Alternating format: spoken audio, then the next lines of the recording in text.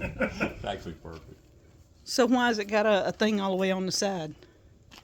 Oh, you got to cut that. That's all I got to cut. Yeah. Okay, I was going to say, that ain't right. I didn't have this here whenever I was doing the brick lintel, and I had put a mark on it right there, but I see now it's going to have to be in another place. Tim, you did good on the pan. On the what? Well, not the pan, the frame. The frame. Tim made the pan. No, I'm just joking. No, I'm not there yet. If I ever find me a finger break, I will. Because when I was a kid, I used to make dry boxes with the neighbor who owned a rafting company. It's just having a finger break. Yeah. That's what you were wanting, huh? Yep, that's it. That works out perfect. You just got to lay a bed of mortar now and set it down in it.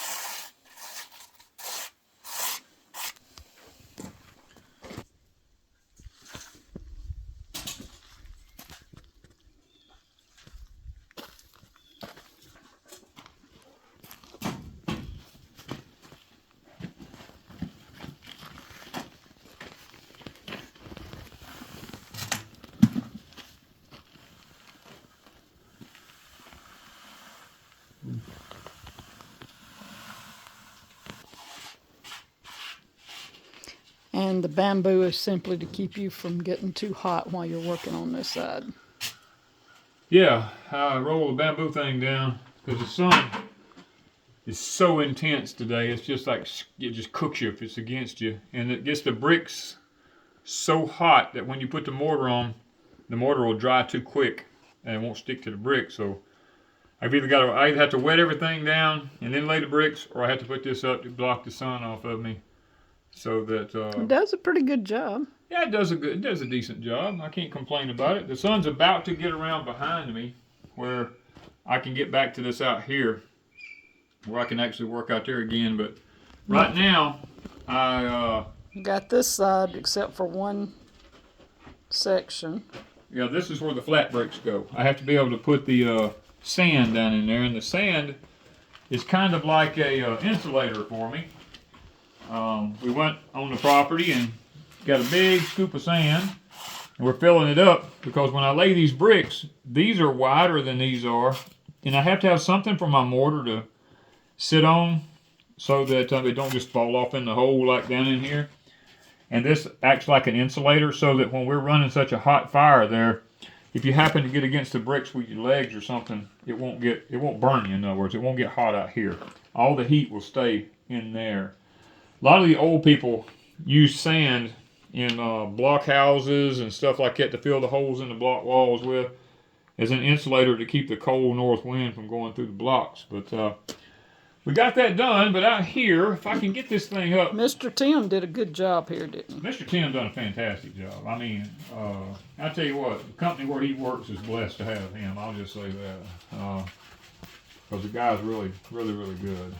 I'm gonna try to hold this thing up and try to show y'all.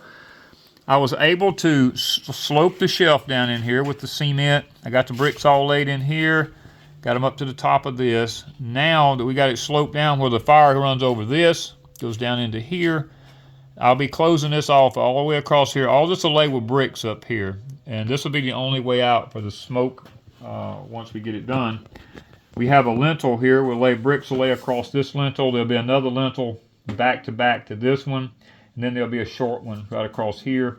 And all the bricks will lay on all this and completely close it up with mortar once it's all done. But this is the V, kind of like channels it. Once it gets here, it funnels it all down into the pipe right here. And then this will brick up just like a regular chimney out here and come up. I don't know how high we'll come. Just wherever the brickwork works out at, that's where we'll end up at. And then, oh, then, we'll be ready to lay our fire brick over here and finish them up, which I will be excited to get that done. I don't know how many I have, if I've got enough just yet to lay all this up in here, you know, to help hold some of the heat in. I'll have to look and see how many I got, because I really need to lay them up under all this up in here, and, you know, around. So I'll have to take the tile saw, well, the brick saw really, and cut all of them and see how many I have. But I think we're going to go ahead and to keep this from rusting, I've been looking at it. I have some high heat paint out in my shop out there. It's a quart can of it. I think I'm going to paint this with a black high heat paint, just so that we're like where Mr. Tim, when he ground it, you know, all this, it won't start rusting up. And my gasket will sit nice and smooth on here. It won't be rusted up or anything like that.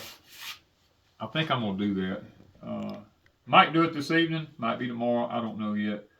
But I think we're going to paint that to make it look better. So I'm trying to take you guys along step by step on what I'm doing to build this evaporator furnace. Now I know for a lot of people you go, man, this is overkill. All you gotta do is put some cinder blocks down. I'm not that way. When I want something, I want it permanent. I want it every year. I don't want to have to be coming back rebuilding something year after year. I want to be able to do it and just be done. And when the time comes, I can come out here and I can just do what I got to do.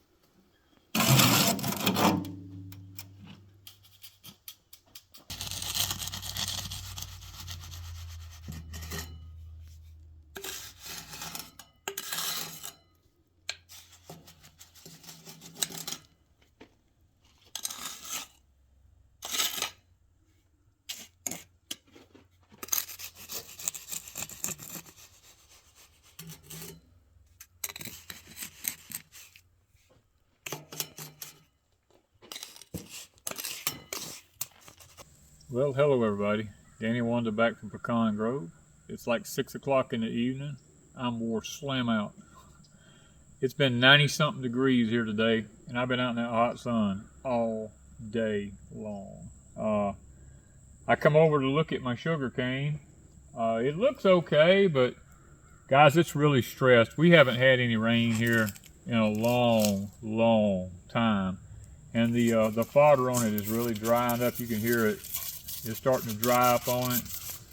The stalks should be a lot bigger in diameter than what they are, but just been no water.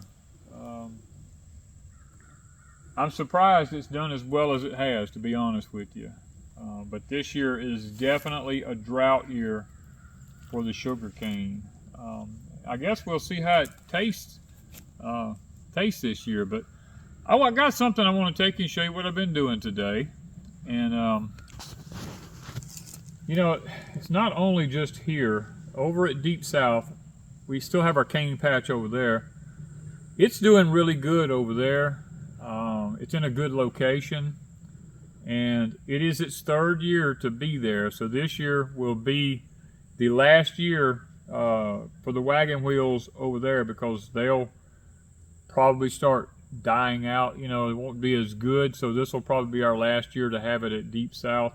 And this is our 1st year to have it here. And we wasn't 100% sure about this location, but I'm pretty sure. I think if we could just get the right amount of rain, that this location would be good because it gets the sun and it gets some shade, you know, and then it gets some more shade. I think it'll do good. We can get it fertilized, because I'm gonna be honest with you, I fertilized it when I first planted it, and I've been so busy building this place, I haven't fertilized it again. I'm actually impressed that it has done as well as it has. You know, I mean, same thing. Deepsouth, I've done nothing to it.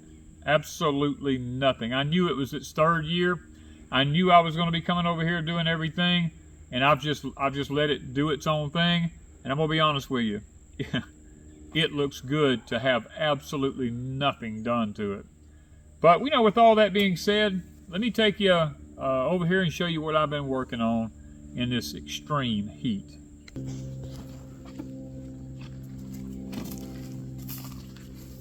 Well, the kids' Vego bed, it's done good here. You know, I mean, the basil is amazing. We have to keep, you know, pinching the top side of it where it goes to seed, but and it smells. Ooh, yeah. Man, does it smell. But we have our jalapeno food peppers in there. Now this bed right here, I did the pH test on it the other day when I got the pH meter, the new one, and guys, this one was screaming high. We went wondering why the peppers haven't done what they need to do. So I came in and I amended it to take the pH down, and this one, look at it. It has probably got 10 to 15 new babies popped up on it. The basil's starting to pop back out. Now the other bed down here showed that it was okay. The pH in it was fine. And I want you to look at something. Look at all the food jalapenos on this thing. They are all over this thing, and it's just, I mean, they're putting on We've everywhere. Harvested probably 50 to 75 off of here already. At least 50 off of here. I can guarantee you at least 50. And there's probably 40 on there. Oh, there's probably that many on here now. Yeah, we got to pick them. We'll probably in the morning when it's cool. These have been sitting out here in the heat all day today. I'm probably going to wait till in the morning while it's nice and cool. That's your best time to actually to pick peppers and stuff like that. Got some insects, grasshoppers and stuff to attack them. But I'm really impressed with them. I think they're, you know, this is actually our, how to say this, when Wanda makes her Mexican cornbread, which I have some on the counter ready. Ooh. This is what she puts in it to give it that jalapeno taste, and it's not hot. I'm gonna tell you, it's to die for. I mean, it is really, really good with that Danny corn, fresh jalapenos off of the things here, and the Danny corn that's been in the freezer, that was cut off the cob, mixed in with it, and some fresh onions and all that kind of stuff. The fresh ground cornmeal makes it. And that fresh ground Danny cornmeal, I mean, that makes some good cornbread. I'm not going to lie. As a matter of fact, we're about to head in there in just a minute, but I'm going to take you one more place before we head in. Well, guys, here it is. We're almost there. I mean, it's looking good. I got to order a stainless steel nipple to stick out here with the elbow so we can let the syrup run out and go into a container here. We are so close now. I mean, I busted it all day out here in the heat today, laying the rest of the brick up here and trying to get this thing filled in with the cement here. I mean, I'm excited. It's actually coming to fruition now. It's coming together. Mr. Tim sent me some pictures of the new bonnet we have to go on the top of it up there. I'm excited to get that and get it on there. This thing, I sit out here all day. I was determined today I was going to make this happen. I sit out here in that 90-something degree temperature all day, laying these bricks.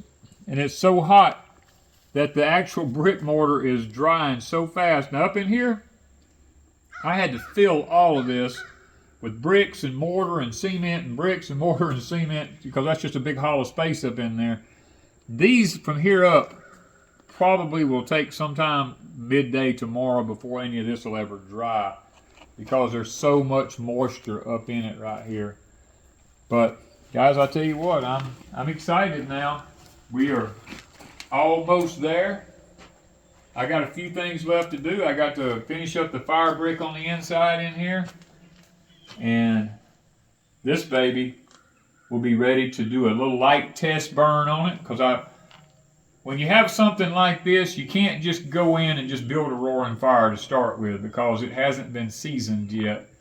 And once we get everything laid, we're going to give it 2 or 3 days or maybe a week to completely dry. And then I'm going to build some small fire in it just to see the draft and how it's going to go. We're going to put some water in it. It's making it echo bad. I know it. It's this metal pan. Yeah, you're echoing into that pan. But we're going to put some water in the pan, and we're going to see, you kind of do a test run to see how much fire it takes to actually make the water boil and how fast it boils, and, you know, just things like that. Once we season it. Now, we're not going to do anything until we season it. Now, we will put some water in it and build a small fire just to season it. But, I mean, y'all can come here and take a look right here. I mean, I don't know if we can tell anything up in there. You can see the brick. You can see what it looks like up in there. I think it's going to work out all right. I got plenty big firebox. That's one thing I wanted to make sure I had a good sized firebox, because it's going to take a lot of fire to get this. This is a 47-gallon pan, and it's going to take a lot of fire to heat this up. The thing I like about it is, if we squeeze more than 47 gallons of juice, I can pour the extra juice up here. Or if, say somebody like Mr. Chris or somebody says, hey, I got some juice, I want to cook mine too, we could actually pour his juice up in here and let it be getting warm. When I drain mine out over here, you can drain his right in right behind it and go go to town on it. So it's just one of them things that I'm excited to make it happen. I want to make sure, I want to see if it being 40 years since I built anything like this, if my math is still right and it still works. That's one thing we're going to find out. Thank you guys from Pecan Grove.